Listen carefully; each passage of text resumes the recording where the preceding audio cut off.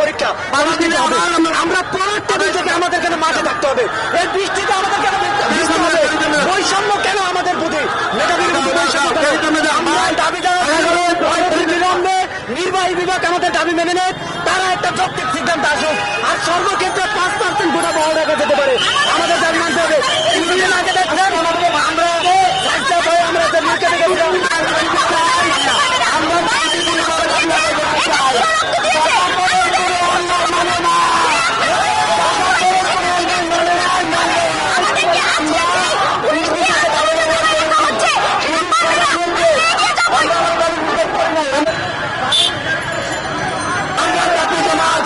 এই কোটা নিয়ে আর কখনো তাল বাহানা করতে দিও না।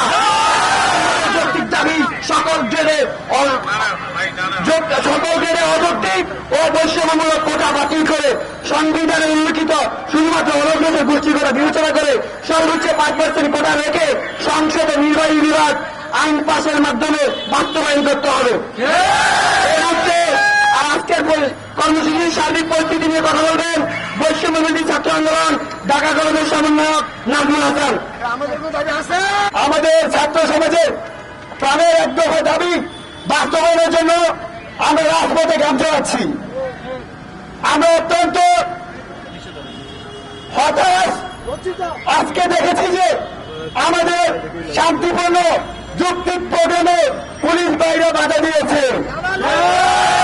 আমরা বলতে চাই সংবিধান নাগরিকদের শান্তিপূর্ণভাবে মিটিং মিছিল সমাবেশ করার অধিকার দিয়েছে, সেই অধিকার ক্ষুণ্ণ করতে আপনারা পারেন না। আমরা তো ভাই এখানে যারা দাঁড়িয়ে আছে তার হাতে কি কোন লাঠি আছে, তার হাতে কি কোনো অন্য কোনো কিছু আছে? আমরা কি সবাই নিরস্ত্র না? তাহলে নিরস্ত্র জনগণের উপর, নিরস্ত্র সাধারণ শিক্ষার্থীদের উপর পুলিশ বাহিনী কেন বাধা দিবে? আমাদের শান্তিপূর্ণ প্রোগ্রামে পুলিশ বাহিনীর এই আচরণকে আমরা তীব্র নিন্দা জানাচ্ছি।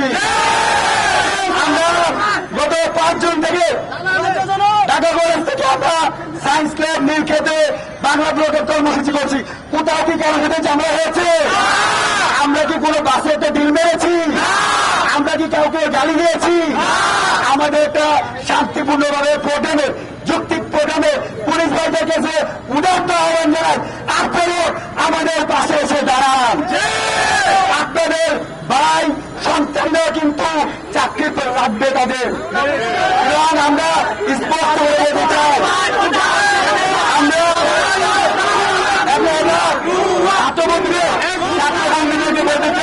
ছাত্র বন্ধুদেরকে বলতে চাই আমরা ছাত্র সমাজ রাজপথ ছেড়ে চলে যাব না।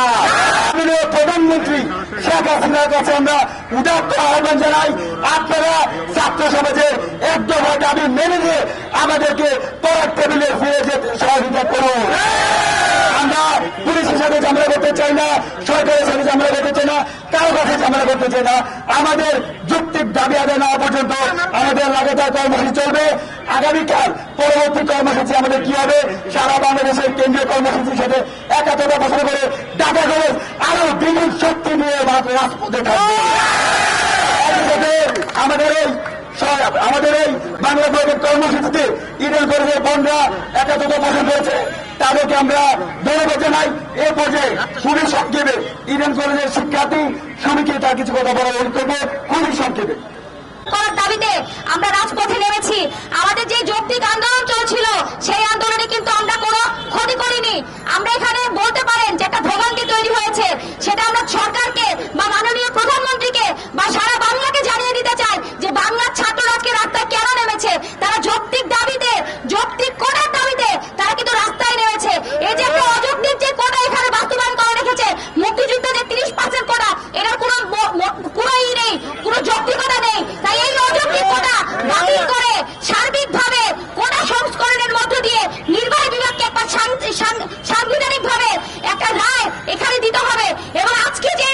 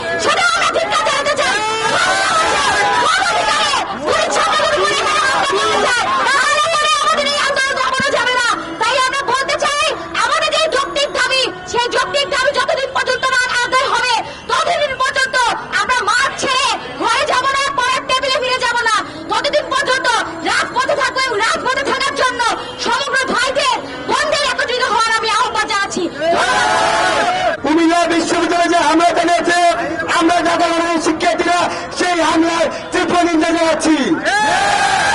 আমরা দেখতে পেয়েছি বগুড়া থেকে শুরু করে ঢাকার বাইরে বিভিন্ন পয়েন্টে পুলিশ হামলা করেছে। আমরা এই ঢাকার প্রাণকেন্দ্র একটা ঐতিহ্যবাহী শিক্ষা প্রতিষ্ঠান ঢাকা কলেজ থেকে বলতে চাই, ছাত্র সমাজের বই নাই ঢাকা কলেজ অবশ্যই আপনাদের পাশে থাকবে। একটা কথা বলতে চাই, আমাদের যুক্তি এবং শান্তিপূর্ণ প্রোগ্রামে পুলিশ বাধা দেওয়ায় আমাদের কর্মসূচি এখানেই শেষ কথা হচ্ছে। আগামীতে বাংলা কলেজ কমিউনিটি কলেজকে সাথে নিয়ে আমরা এই সায়েন্স কেন্দ্রে আগের মায়ের মতো বাংলা কলেজ কর্মসূচি সেই কর্মসূচিতে স্বতঃস্ফূর্তভাবে অংশগ্রহণরা আহ্বান জানিয়ে আজকের সমাজ শান্তিতে বিশ্বাসী। পুলিশের বাধায় আমরা শান্তি প্রদর্শন করেছি। পরবর্তী কর্মসূচি জানিয়ে দেব। সবাই শান্তিপূর্ণভাবে যা যা মনোযোগ করে আমি তারা ঢাকা বিশ্ববিদ্যালয় করে আবেদন করছি। এই মুহূর্তে রাজধানী ঢাকা কলেজের একদম মূল ফটকের সামনে আমি দাঁড়িয়ে আছি। ঢাকা কলেজের যারা আন্দোলনকারী শিক্ষার্থী রয়েছে বা আশেপাশের কলেজের যারা আন্দোলনকারী শিক্ষার্থী রয়েছে তারা কিন্তু এখান থেকে কিছুক্ষণ পূর্বে একটা বিক্ষোভ মিছিল নিয়ে সায়েন্স ল্যাব মোড় হয়ে কিন্তু নীলক্ষেত মোড় হয়ে আবার ঢাকা কলেজের দিকে এসে তারা অবস্থান নেওয়ার জন্য সায়েন্স ল্যাব মোড়ের দিকে অগ্রসর হলেও তাদেরকে কিন্তু আইন শৃঙ্খলা রক্ষাকারী বাহিনী সেখানে অবস্থান করতে দেয়নি এবং তারপর ধরে কিন্তু তারা সায়েন্স ল্যাব থেকে নীলক্ষেতের দিকে তাদের বিক্ষোভ মিছিল নিয়ে যায় এবং পরে ঢাকা কলেজের সামনে এসে তারা রাস্তা অবরোধ করার চেষ্টা করলেও পুলিশ কিন্তু তাদেরকে দাঁড়াতে দেয়নি রাস্তার মধ্যে এবং তখনই কিন্তু শিক্ষার্থী এবং পুলিশের মধ্যে অবস্থা হয় এবং কলেজের শিক্ষার্থীরা এখন দাবি করছেন যে তারা তাদের মূল ফটকের সামনে অবস্থান করছেন এবং পুলিশের উপস্থিতি তারা এখানে চাচ্ছেন না। তবে আইন শৃঙ্খলা রক্ষাকারী বাহিনীর পক্ষ থেকে বলা হয়েছে যে তাদের দায়িত্ব নির্বিঘ্নে পালন করতে দেওয়া হয়। নিউ মার্কেটের যে রাস্তাটা ঢাকা কলেজের সামনে সায়েন্স ল্যাবের যে রাস্তাটা সেখানে শিক্ষার্থীরা না দাঁড়াতে পারে যান চলাচল কিন্তু স্বাভাবিক রয়েছে। এর আগে যেটা হয়েছে আন্দোলনকারী শিক্ষার্থী যারা আছে তারা যে মিছিলটা নিয়ে আসছিল এবং পাশের যে রাস্তাটা বিপরীত দিক থেকে কিন্তু ছাত্রলীগের একটা বিশাল মিছিল যায় এবং তখন কিন্তু কিছুটা উত্তেজনা সৃষ্টি হয়েছে। তবে আইন শৃঙ্খলা রক্ষাকারী বাহিনীর তৎপরতার কারণে অনাকাঙ্ক্ষিত কোনো ঘটনা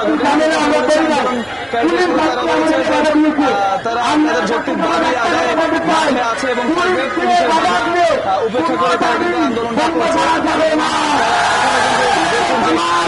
পুলিশ দিয়ে দাঁড়িয়ে রাখা যাবে আরো অনেক ধরনের যৌক্তিক দাবি রয়েছে দাবি মেনে নিলেই তারা একমাত্র ফিরে যাবেন। এই ছিল আমার কাছে সর্বশেষ।